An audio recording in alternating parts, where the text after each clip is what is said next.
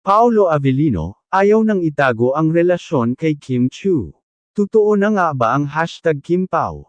Nag-iingay na naman ang social media matapos mapansin ng fans na tila ayaw nang itago ni Paolo Avellino ang kanyang tunay na relasyon kay Kim Chu.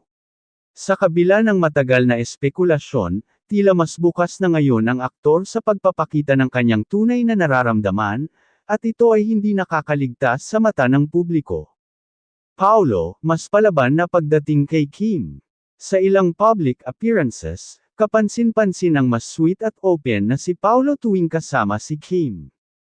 Kung dati tahimik lang siya pagdating sa kanilang closeness, ngayon ay tila hindi na siya nagpipigil sa pagpapakita ng kanyang admiration sa aktres. Sa isang interview, nang tanungin tungkol kay Kim, simpleng pero makahulugang sagot ni Paolo, "Bakit ko pa kailangang itago?" Dahil dito, nagkaroon ng iba't ibang reaksyon ang mga netizens, may mga kinilig, may mga nagulat, at syempre, may mga umaasang may opisyal na kumpirmasyon na sa wakas. Kim Chu, halatang kinikilig. Samantala, si Kim Chu naman ay hindi maitago ang kanyang reaksyon tuwing nababanggit ang pangalan ni Paolo. Kahit na pilit niyang inililihis ang usapan, ramdam ng lahat ang kanyang kakaibang ngiti at pamumula tuwing pinag-uusapan ang estado ng kanilang relasyon. Sa isang event, may isang fan na sumigaw ng "Paolo para kay Kim", at halata sa katawan ni Kim na napaiwas siya ng tingin pero hindi maitago ang kilig. Hashtag KimPao fans, todo sigaw ng "Sana sila na".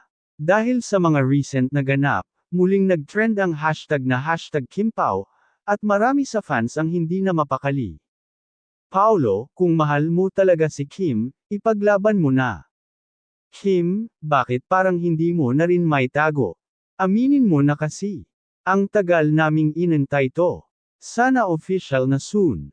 Marami ang umaasang hindi lang ito simpleng pampakilig, kundi isang totoong relasyon na handa ng isa publiko ni Kim at Paolo.